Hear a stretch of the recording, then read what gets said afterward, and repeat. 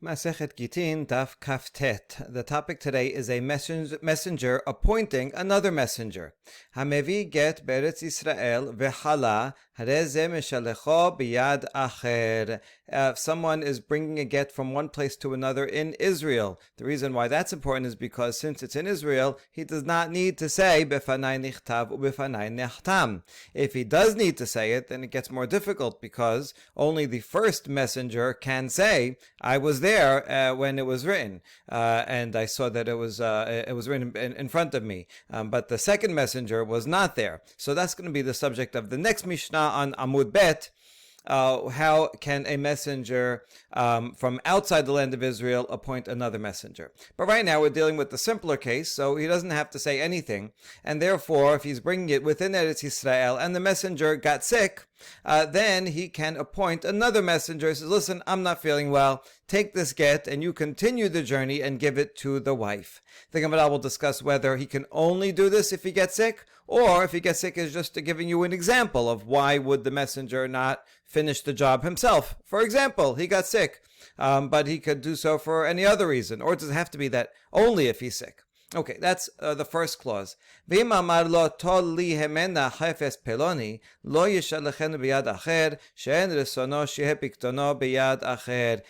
the husband said, listen, I have two jobs for you. Number one, give this get to my wife. The second one is also, while you're there, I want you to get this item from her, right? We're getting divorced, but I want my CD collection. Make sure to get that from me. In that case, the messenger cannot give it to anyone else because the husband does not want his item, his CD collection, very precious to him, to be in the hands of another, right? He could say, I trust you and you only, but not anybody else. So there's a distinction here between the get. The get, he would not say that. The get has to get there.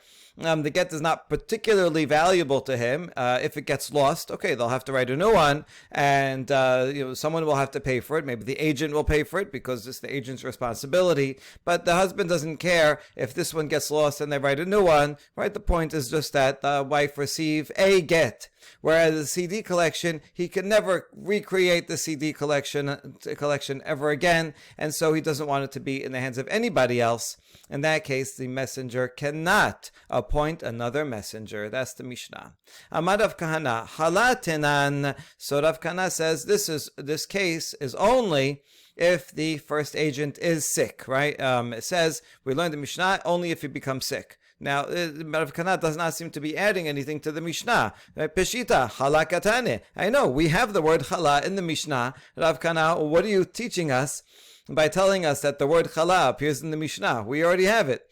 Tenut mahudetema ho hadin afagav de lo chala v'hete katani chala urha de milta katane kamash malan. Because I might have thought that really the first agent can appoint another agent even if he's not sick, even if he gets busy with something else, he's lazy, he doesn't feel like doing it anymore. As someone here that's going that way, in any case, say, you're going to that area. Here, take this get on my behalf, and you be the second messenger. So I might think that he can do it in any case, and the fact that the Mishnah says that he's sick is just giving you a typical example. Usually, the first agent would appoint another because he doesn't feel well. And therefore, Rav Kahana says, no, it's specifically only if he's sick, if he is completely unable to complete the mission, only then and only then can the first agent appoint a second agent. Now, hechi dame. Now we want to clarify exactly what are the details of the case. Idamar le holech afagav de la chala name. Vidamar le atolech afilu chala name la. V'iraban Shimon ben Gamliel afilu chala name la. We're going to see these opinions in the Braita in a second, but we want to know what was the language of the husband when he appointed the agent. If he said, here, deliver this get, well, then he just wants it to get there and doesn't really care how. So in that case, even if the first agent does not get sick, he should be able to appoint a second agent. And if the husband said, you deliver it, well, then he means you specifically. And even if the first agent got sick, he would not be able to appoint a second agent because the husband says, I want only you to do it. So in either case, it doesn't this is following up on the Rav Kahana, right? When would we have a case that it would make a difference whether he's sick or not? If he said, let it get there, then even if he's not sick, he can. And if he says you take it, then if he's sick, he can't. And if you say, so Rabban Shimon ben Gamliel, whose opinion we'll see in a second, Rabban Shimon ben Gamliel says, even if he is sick, he is not allowed. Here's the Braita. It's also in the Tosefta. Titanya holech get ze liishti hare ze meshalecho biyad acher. If the husband said, deliver this, so he didn't say you deliver it, he just wants it delivered, then the agent can appoint a second agent in all cases, even if he's not sick. If he says you send it, then he cannot appoint an agent, no matter what, under any circumstances. Apparently, right? Even if he's sick, he cannot. This doesn't mention sick or not, but since it doesn't mention it, it means it's across the board. It won't matter whether he's sick or not. And Rabban Shimon ben Gamliel omer ben kach uben kach en shaliach oseh shaliach. Rashbag says no matter what language the husband uses, a shaliach cannot appoint another shaliach. And therefore, even if he just said the general language, deliver this, and he didn't say you, nevertheless, one agent cannot appoint another agent. And therefore, right, so we have two opinions here, Tanakama and Rashbag, and Tanakama has two clauses, two scenarios, but in none of these does it say anything about being sick or not being sick. And so it looks like for the first one, he should be able to, even if he's not sick. And then the second and third, where he says you, or according to Rashbag, no matter what the formulation, the agent cannot appoint another agent, and it doesn't say if he's sick, that's an exception. It doesn't say anything at all. So how can we reconcile the Mishnah with this Baraita? And we answer in three ways. I know the Baraita doesn't say anything about sick, but maybe we have to interpret it that when do we say that the agent can appoint another agent? Only if he says the word, when he says deliver it, holech, only when he's sick, right? And the Baraita was assuming that it's a case when he is sick, and that's one way of reconciling. Or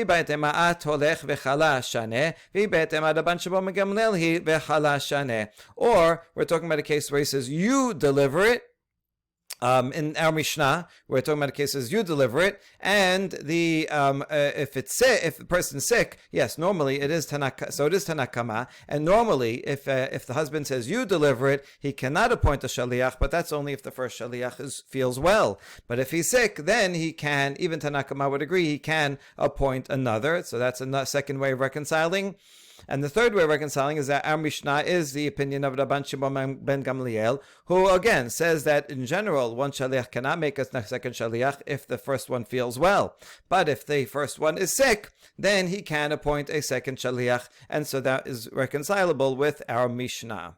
All right, good. We solved that, and now we're going to see a contradiction. Tenan, hamevi get beretz Yisrael v'chala harez mishalecho b'yad acher. That's our Mishnah. Within Eretz Yisrael, one messenger can appoint another messenger. Urminhu amar l'shnayim tinu get li'ishti od l'shlosha kitvu get utnu li'ishti hare elu yichtevu v'yitnu inhu in aval shaliach la. We have a Mishnah later on in the Masechet, in Daf 66, that says if a husband tells two people, give a get to my wife, or if he tells three people, write a get and give it to my wife, they have to write it and give it. They can and they must write it and give it. So we're focusing on the second case where he says to three, write it and give it. That's the end of the Mishnah. The Gemara infers that they can do it, but they cannot appoint a messenger to do it. And so now we have a contradiction. Our Mishnah says that a messenger can appoint a second messenger, whereas over here it says that if the husband says to three people, write it and give it, they have to do it, and they cannot appoint a messenger. So what accounts for the difference between our Mishnah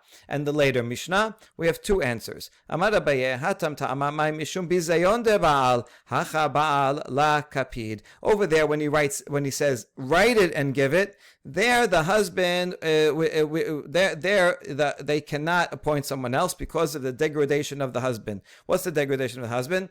To divorce someone, to divorce your wife is a negative thing, and therefore the husband doesn't want it to be publicized before it's absolutely necessary. Eventually, it will be publicized, right? Once the shaliach is going and gives it to the woman, is going to give it in front of Beit Din, that will be publicized. It has to be public, in fact, because she has to be able to go and get remarried. And so it will become publicized eventually. But right now, he didn't even write the get yet. And so the husband doesn't want the three people to go appoint someone else. He wants the three people to go, and they appoint someone else to be a shaliach. Then, he sent me, and now everybody's going to know about it. The word spreads. And the husband doesn't want the word to spread still while he's still at the writing stage of the get, that, did you hear? This guy's writing a get. He's going to divorce his wife. The husband wants to keep it quiet until the end, until it has to be publicized. And so that's the reason why when he says write it and give it, that those three people have to write it and they cannot appoint messengers. However, when it comes to the delivery of the get, that's our Mishnah, then that's it. The get is already written. It's already going to be given to the husband, to the wife, now, and then it will be publicized in any case. So therefore, the husband will not care and be particular that this agent, if you want to appoint another agent, and that will make it more publicized, it's going to be publicized in just a few minutes anyway. All right, so that explains the difference according to Abaye. Rava amar mishum de milenin hu mile lamim seran leshaliach. Rava says it's because it's mere words. So words are different than an item. In the later Mishnah, all the husband said is write and give a get to my wife. So this is just a verbal instruction. And so a verbal instruction cannot be passed on. It's like if I tell my older son, clean up the kitchen, and he tells his younger sister, clean up the kitchen. No, you can't do that. This is a verbal command. Verbal commands cannot be passed on. They're not tangible. So that does not work. However, if there is a tangible item, like the get, and so I give the get to one person, and so he can give the get to another person, to a second agent to give, because that's something tangible. It can be delivered from one to the next. But a verbal command has to come from the husband directly.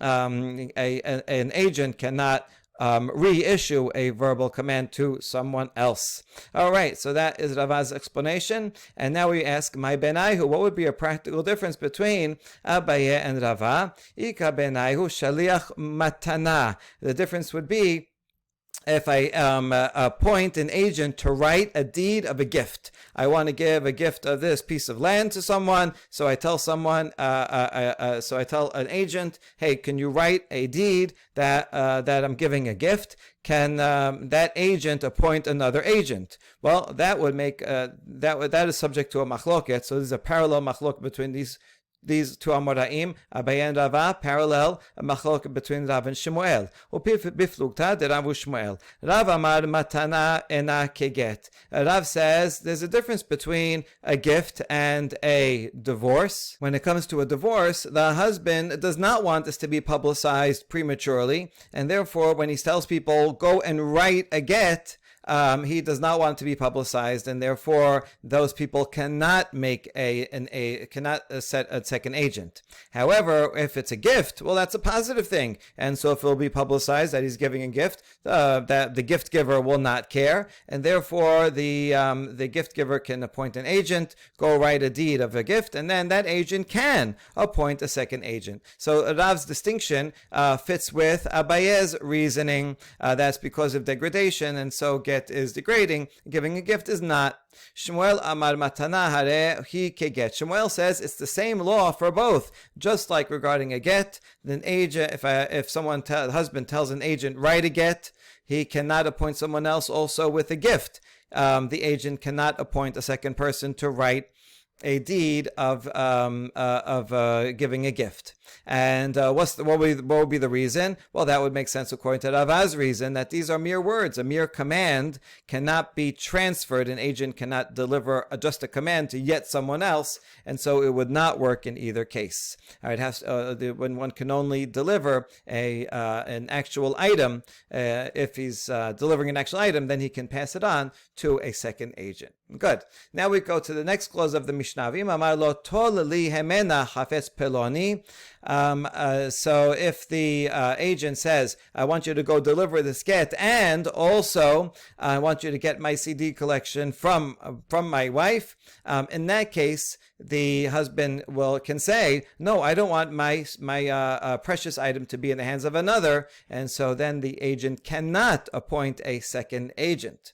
Amar Resh Lakish, kan shana Rabbi, en ha-shoel rashai lehash'il, ve'en ha-socher rashai lehaskir. Resh Lakish says, when I studied this with Rabbi Yehuda Nasi, this is very interesting because we get an insight into how Mishnah was taught. Even by Rabbi Yehuda Nasi, the redactor of the Mishnah, you see when he gets to a certain Mishnah, he would elaborate, right? The Mishnah was kind of like an outline of the basic laws, but then a teacher would then say, oh, here's a consequence, a related law to this Mishnah. So just like a person can say, go get this item for me, and that the agent cannot appoint someone else because the sender can say, I only trust you, I don't trust anybody else.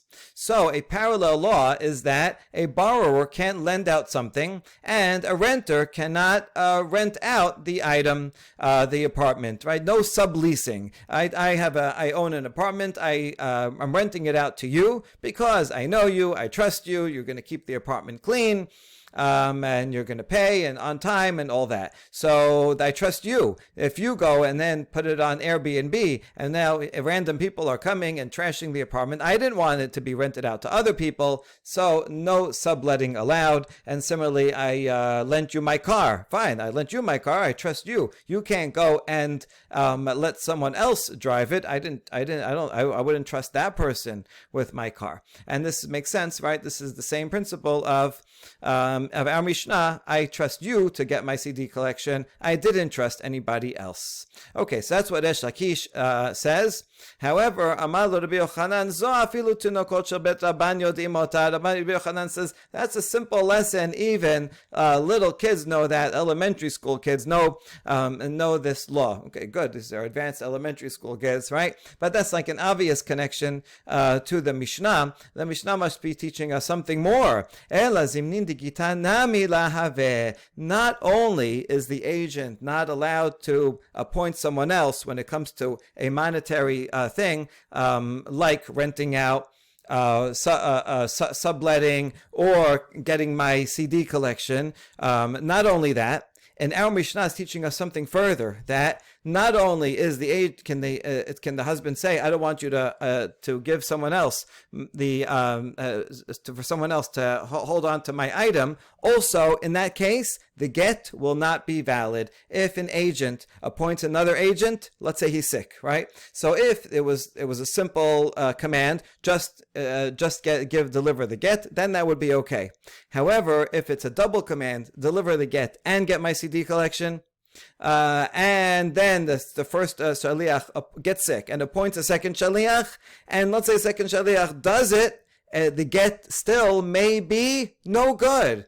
Why? Denaseh k'mish she'amar lo al tigarsha ela babayit vegersha ba'aliyah al tigarsha ela biyamin vegersha bismol. Because this is equivalent to other cases where a shaliach doesn't follow precisely the instructions of the husband. For example, if the husband says, I want tells the first agent, I want you to deliver the get in the house, but he doesn't. He goes and delivers it in the attic. Or I want you to use your right hand, and he divorces her with his left hand, right? So in all these cases, the husband had said a specific instruction and it was not done. If it's not done the way the husband wants, then the get is invalid. And for that reason, it's a bad idea to appoint a second agent, because the second agent is not going to hear the details of the instructions and therefore is more likely to mess it up. And in this case also, we'll have a similar problem of messing it up as follows.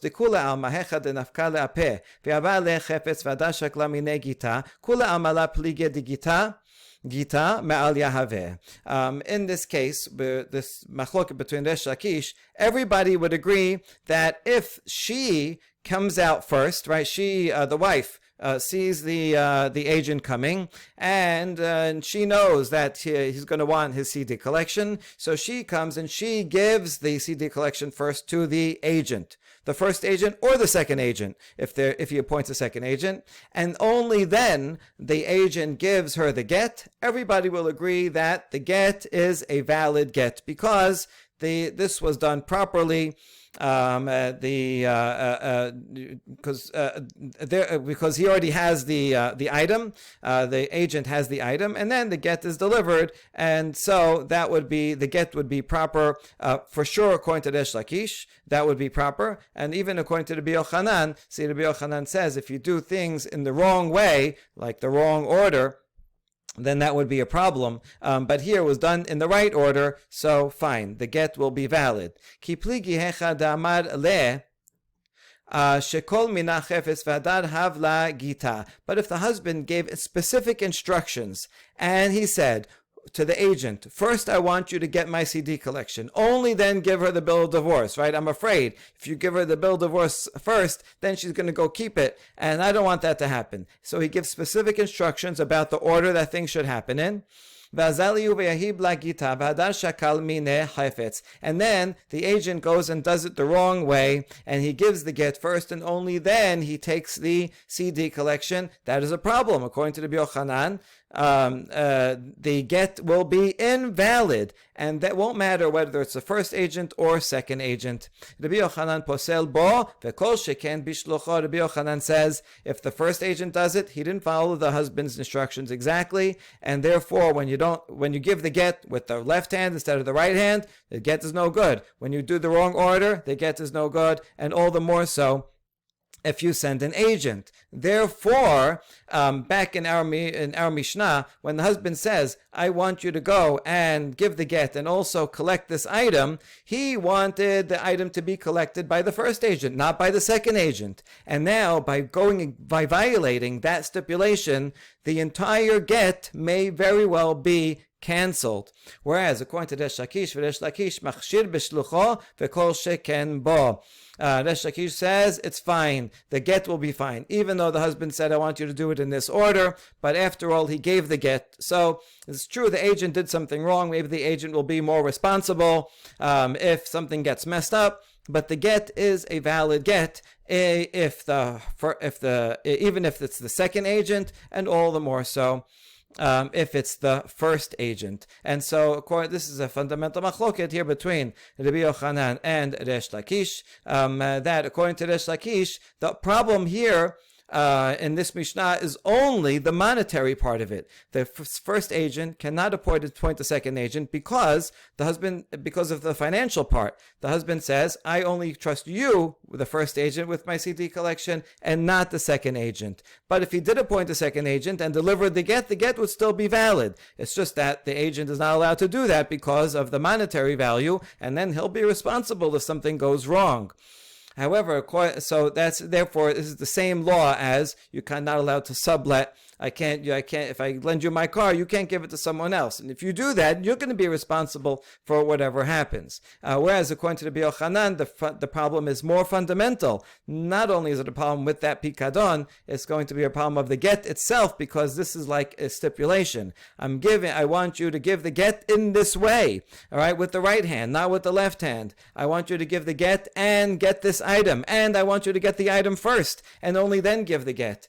So because of that, the husband is particular about how it's given and the order that he gets the item in. He wants to get the item first, and so therefore, since the husband did not want this item to be in the hands of a second shaliach, so that goes against the stipulation of the husband. Once it goes against any part of the stipulation, the get is in fact invalid. Next Mishnah is about a messenger bringing a get from overseas. Hamevi get b'medinat hayam ve'chala עושה שליח בבית דין ומשלחו ועומד לפניהם בפני נכתב ובפני נחתם. So he's bringing it from overseas to Israel and he gets sick. And now the problem is he has to say the formula. And so the second agent can't himself say it was written in front of me because the second agent was not there. And so the solution is that the first agent goes to a bet din, and in the Bet Din, he makes a second shaliach, and in front of that Bet Din, he says, "B'fanai nichtam, b'fanai nechtam." Ve'en shaliach acharon tzarich lo sheyomar, "B'fanai nichtam, b'fanai nechtam," ela omer shaliach Bet Din ani. Since the first agent already submitted the formula to the first Bet Din, so that's the pre-ratification of the get. And then the second agent will not have to say the formula. Rather, the second agent says, I am a messenger from the court. In other words, the husband gives it to the first agent. The first agent submits it to the court. And so now he's done, and he says the formula. Now it's officially ratified. The second agent is not an agent of the original husband, but rather an agent of the court. Courts can make agents. And so the get has already been accepted and ratified, and now the second agent will bring it from the court to the wife. Amru le Rabbanan la'avimi bered Rabbi Abhu be'ayamine Rabbi Abhu. So the rabbis told Avimi, the son of Rabbi Abhu, listen, can you go ask your father, Rabbi Abhu, the following question. Shaliach de shaliach, mashveh shaliach o la. Can a second shaliach make a third shaliach? Or no, maybe only the first shaliach can make a second one, but that's it, it stops there. Amar lehu halati ba'alechu midikataneh en hashaliach acharon michlal demeshveh shaliach. And so the son, Abimi, said, no, this is not even a question. I'm not going to bother asking my father that question. I'll tell you, it's an easy answer. Because look at the language of the Mishnah. It says shaliach acharon, the last shaliach. It doesn't say the second shaliach. So therefore we can deduce that you can, yes, make the second shaliach, can make a third shaliach and the fourth shaliach and all the way to the end. And that's why it says shaliach acharon does not have to say the formula. So since it says acharon and not just the second one, it says yes, the second shaliach can even make a third shaliach. But if you want to know a good question, here is a question that you should ask me to ask my father. In a case where the second shaliach makes a third shaliach, does he have to do so in a betin or even not in a betin? In other words, you had the first shaliach who came from the husband. He got sick, so he went to the betin and said, that betin appointed a shaliach. Now, if that second shaliach can't make it and wants to appoint a third shaliach, does he have to go to betin and the betin will then appoint the shaliach, or can he do it himself? And the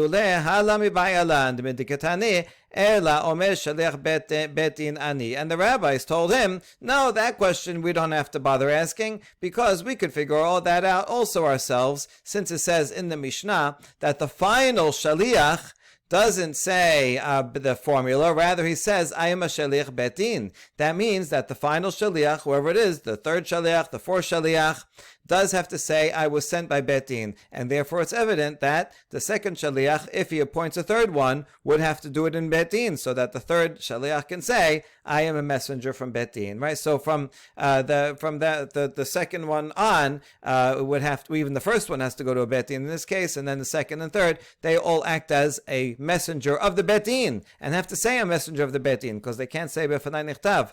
And so yes, a betin will have to send them.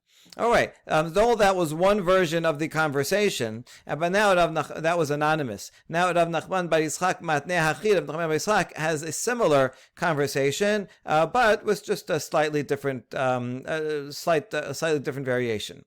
Matneh Hachi. Amru le Rabbanan le'abimi bered Rabbi Abhu be'amine Rabbi Abhu. So again, the rabbis tell Avimi, the son of Rabbi Abhu, can you go ask your father the following question? Shaliach de shaliach. In this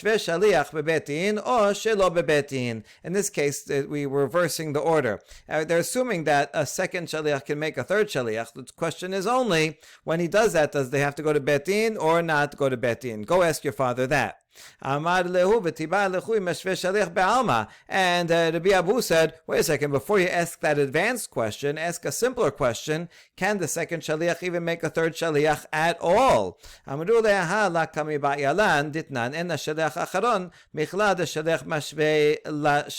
the rabbis say, no, that we didn't ask that because we figured that out ourselves, since the Mishnah says the last shaliach, last implies that there were many steps, there could be many steps along the way. So therefore, we knew that the shaliach can make another shaliach. Ela ki kami ba'yalan betin or shelo betin. That's why we asked a more complicated question. Does the second shaliach have to go back to betin to appoint a third shaliach? And Rabbi Abu, the son, said, Amar lehu hanami lati ba'alechu dekatani ela omer shaliach betin ani. So well, he says that's also not a question, right? Once you're deriving your answers from the Mishnah, look carefully at the Mishnah, and it says that the last shaliach has to say, I am an agent of the court, which means, yes, if a second shaliach appointed by the court makes a third shaliach, he has to go back to the court, and the court has to appoint the third shaliach, so that the third shaliach can say, I am a messenger of the court. And so we get to the same conclusion, but it's just a different order of the conversation between them, which I think is very interesting because, it uses the word matneh hachi, matneh as in, it was memorized, which means not only Tanaitic statements were memorized, for Mishnayot, Baraitot, but also this is a conversation between Amoraim. And so not only Amoraim who set up Pesak Halacha, those are also memorized, but even here, a conversation between Amoraim was memorized, and it was memorized in one format, although this one here is anonymous, but someone, we don't know who, but someone transmitted it that way. But then it was transmitted also by Rav Nachman bar Yitzchak in a different version.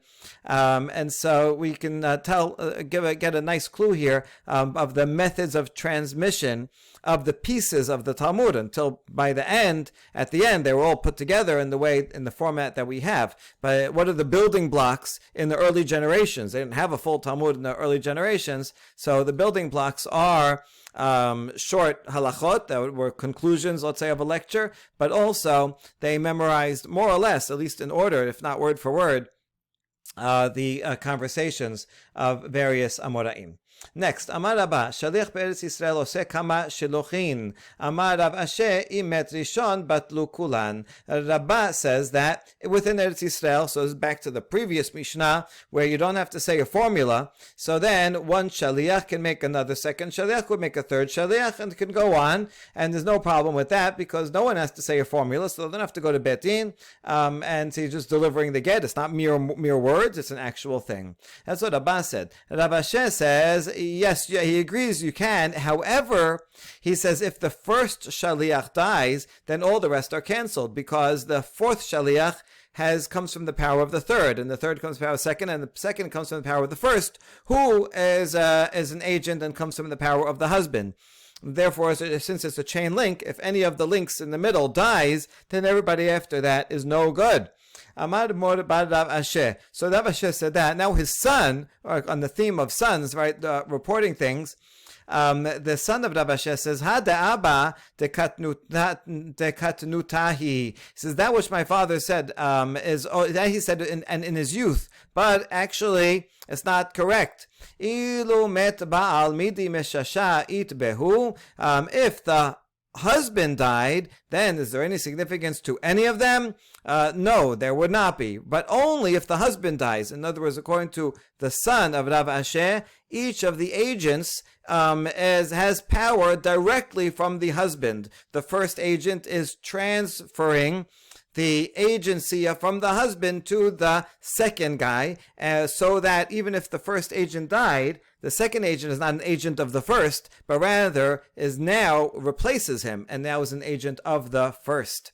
Right? Kuluhu mikoach man katu, mikoach baal katu. Ite lebaal itnehu lekulhu, leete lebaal letnehu lekulhu. Since they all come from the power of the husband, if the husband is alive, then all the agents can fulfill their agency, where if the husband is not alive, then that all the agents lose their agency, but they all report directly to the husband. And so this, according to Mor bar Rav Ashe, even if the agent before died, still the second agent, third agent can continue to do their job. Hahu gabra tishadar la gita ledebitu amar shaliach la yadana la. Okay, there was a certain guy, a husband. He sent a get to his wife, and he told the agent, "Here, go give this to my wife." The agent says, "I don't know who your wife is, right? I never met her. I don't know what she looks like. So how am I going to give it to her?" Amar le zil yahaveh le'abba bar minyomi de'ihu yada le ve'lezed ve'letbeni hala. So the husband said, "Okay, fine. Give it to Abba bar minyomi, this person there, and he knows who my wife is, and he will then go and give it to her." Okay, good plan. Ata ve'lo ashkach la'abba bar minyomi. But here's the problem: the agent got to that place, and he couldn't find Abba bar minyomi either. Ashkechel Rabbi Abhu ve'Rabbi Chanina bar Papa ve'Rabbi Yitzchak napacha ve'yatev Rav Safra gabayhu. And so he couldn't find this guy. However, he did find the following three sages. This means he went to Eretz Yisrael, or was in Eretz Yisrael. So these are three sages in Eretz Yisrael. You can tell from their names, right? They have a Rabbi Abhu, Rabbi Chanina, Rabbi Yitzchak.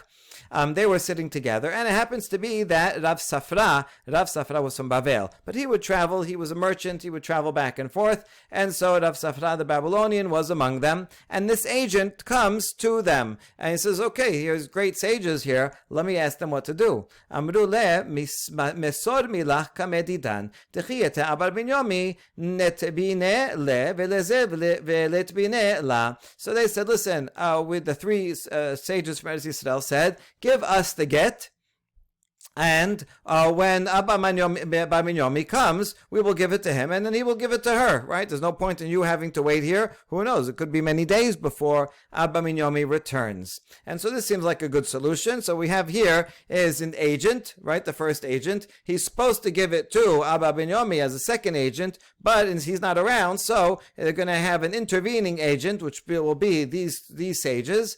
And then these sages will give it to Abba bar minyomi as a third agent. And we just said that agents can give it to other agents within Eretz Yisrael, and so this case is within Eretz Yisrael. So it should be fine, right?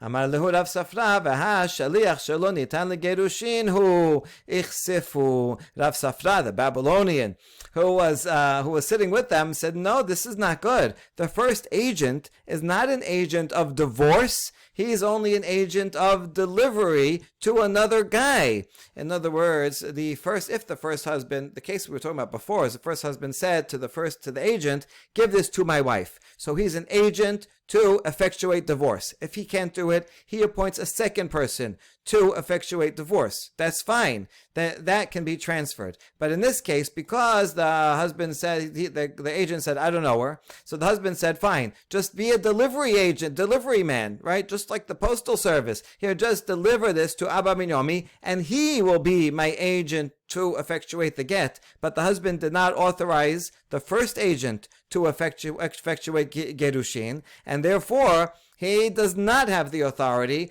to give it to anybody else. He doesn't have the authority to give it to this betin and tell them then to give it to the Abba bar minyomi. And after Rav Safra said that, the other three sages were embarrassed. They realized they made a mistake, that they didn't distinguish between these two types of agency. But that's not the end of the story. Amar Rava, kapechinu Rav Safra litlatara banan semuche. So now Rava, reflecting on the story, said Rav Safra struck a blow to these three ordained sages. In Eretz Yisrael, they had official semicha. That's why rabbis from Eretz Yisrael are called a Rabbi. In Bavel, they did not have that same level of official semicha, and that's why it's called Rav. So Rav, who didn't have official semicha, look how he rebuked and corrected these three rabbis from Israel that have semicha. Amar Rav Asher, b'may kepachinuhu, mi kama le'abar bar minyomi velo at. So Rav Asher says he's actually defending the Eretz Yisrael three rabbis and says, what kind of rebuke was this? Did the husband say that to the agent, okay, give it to Abba bar minyomi and he will deliver the get, and you do not deliver the get? He didn't say such a thing. In fact, originally the husband told the agent, you deliver the get. Then he says, I don't know who it is. It's okay, fine, you can give it to Bar Ben Yomi instead. But he never revoked the agency. Really, the agent is a full agent to give the get. If he would find out who it was, he would be able to give the get himself. But this was just an easy way to find her, give it to Bar Ben Yomi, and therefore he was an agent authorized to give the get, and therefore it was fine, totally proper for him to appoint the 3 rabbis to hold the get and give it to Abba Yomi to give it to her, and there was no problem. The 3 rabbis were correct. Rav Safra's rebuke was not accurate. That's one version of this conversation. Another version switches them. In this version, Rava is defending the 3 Eretz Yisrael rabbis, and he said that Rav Safra rebuked the 3 wrongly rebuked because of this. In fact, he was an agent, a full agent. He could even give the get if he knew who the woman was. So it was totally fine to do that. Rav Safra should not have gotten involved. Amar Rav Asher, mai ta'uta, mai ka amar le abar Rabbi Yomi velo at. Rav Asher comes to defend his fellow Babylonian Rav Safra and says, what do you mean it was a mistake? Rav Safra was not mistaken. After all, their husband said, you know what? You don't know who my wife is? Okay, fine. You will not be an agent for the get. Give it to Abba Bar Yomi. You will just be a UPS man, and you will not give it. He revoked that authority, and therefore the agent did not have authority to give it to a third party. These 3 rabbis, he could only give it to Abba Ben Yomi, and Rav Safra's rebuke was in fact correct. All right, so the 2 versions are arguing about what exactly was the husband's formulation or intention when he appointed this agent. Next, so a husband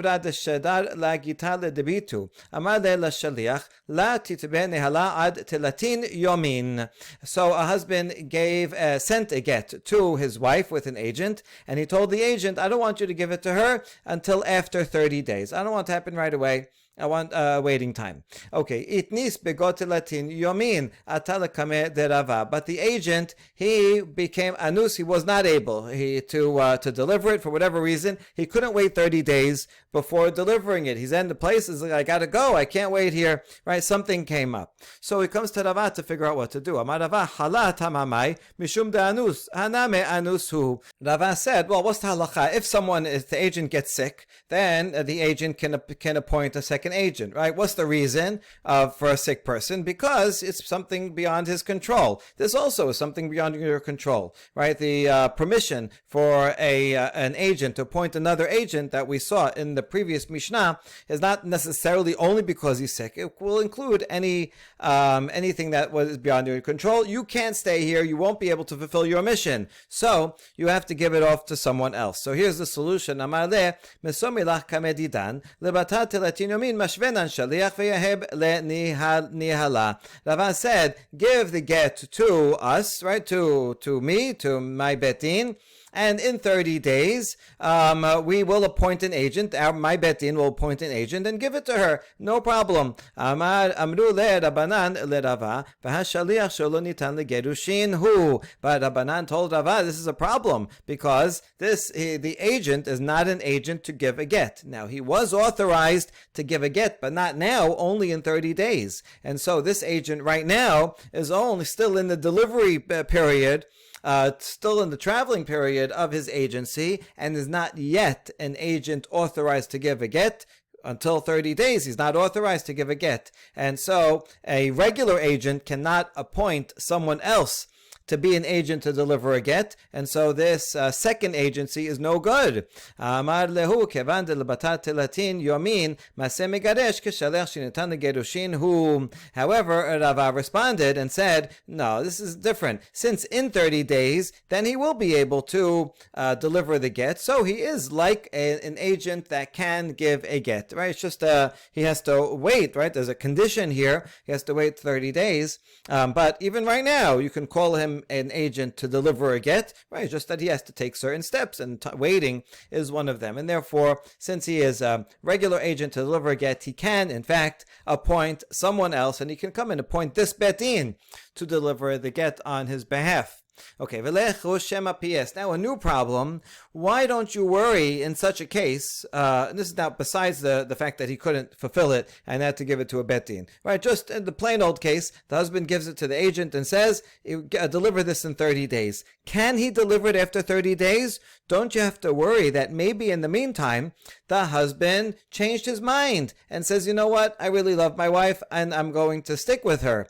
See, if the husband tells the agent, deliver this right away as soon as possible, even though the agent, it might take him time to travel, but then we assume, okay, the husband decided, the agent can go ahead and give it. But if there's a waiting period, then we have to worry, maybe the husband changed his mind and doesn't want it to be delivered.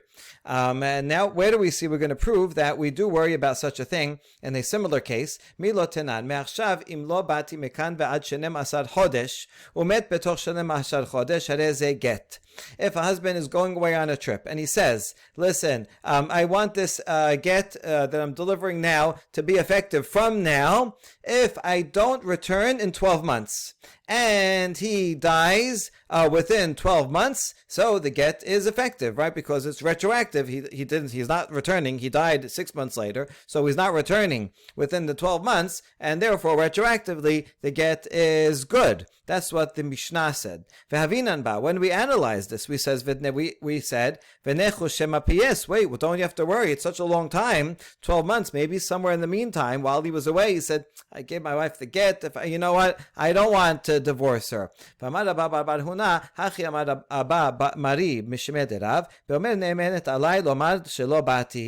so Rav explained that this Mishnah is true only if the husband added that my wife is credible to say I didn't arrive. You don't have to do your own investigation to see, maybe the husband did arrive, maybe he came, maybe he's in the house, maybe he came for a day and he left, and then maybe they made up in the meantime.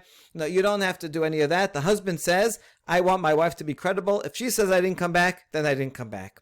Now, since he says that shows that the husband is not going to change his mind, right? If he's giving all the credibility over to the wife, then that means he's like, listen, I'm really not changing my mind, and if I don't come back, she can say so, right? If he wanted to hold on to the possibility of changing his mind, then he wouldn't give his wife that authority. And this only in this case, when he adds these words, that's why we don't worry that he changes his mind. Otherwise, we have to worry that he does change his mind and is pacified. Maybe he was angry at his wife, but now after some time, after a year in this case, after 30 days, in our case, maybe he's pacified and he wants to get back together. So you see, we do have to worry about it. Ichsif, Rava was embarrassed and he said, oh no, maybe I made a mistake in my ruling because you're right, I didn't take that into account. That I was just concerned about the fact that he said, listen, I have to leave and I can't do the 30 days. So he said, okay, we figured out an answer, appoint the bet din. But there's a second problem here. If the husband says delivered after 30 days, then we have to worry. Maybe he was pacified and changed his mind. But in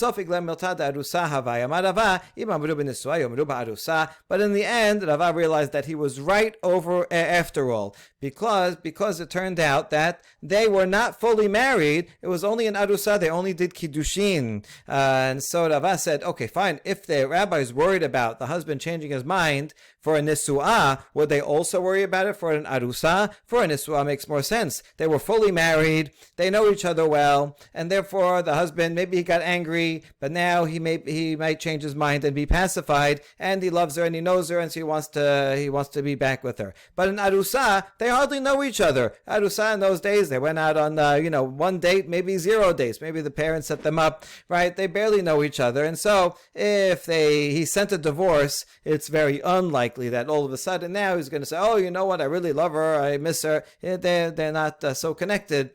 Since it's only an arusa and not yet in nisu'ah, and therefore Rava said, oh, you know what, I was right in allowing this divorce paper to go through. Amar Rava, havadai kami ba'yalan. And last question that Rava said, you know what, I have a real question regarding this. Ki mashvu betin shaliach befanav or shelo befanav. When a betin appoints a second agent, do you have to do that in the presence of the first agent or not? Like in this case that we just had, The first agent gave it to the Bet Din, the Bet Din is okay, we'll take care of it. Do they have to then and there in front of the first agent give it to the second agent or not? I guess the difference would be, is the first agent actually, if the agents are there together, somehow it's directly going from the first agent to the second agent with the Bet Din mediating, or does it go to the Bet Din and then from the Bet Din separately to the second agent? Hadar Pishata ben befanav ben shelo befanav shelchu mitam ben befanav ben shelo befanav. And then Rava was able to figure it out himself, and he concluded, yes, in fact, the Bet Din can appoint the second agent whether in the presence or not in the presence of the first agent. And after Rava figured out himself, he also got a message from Eretz Yisrael. He said he had sent this question, and he got back the same conclusion that yes, the Bet Din can appoint a second agent both in front or even not in the presence of the first agent. And so you see, Rava's intuition was again confirmed to be correct. Baruch Adonai Leolam. Amen ve'amen.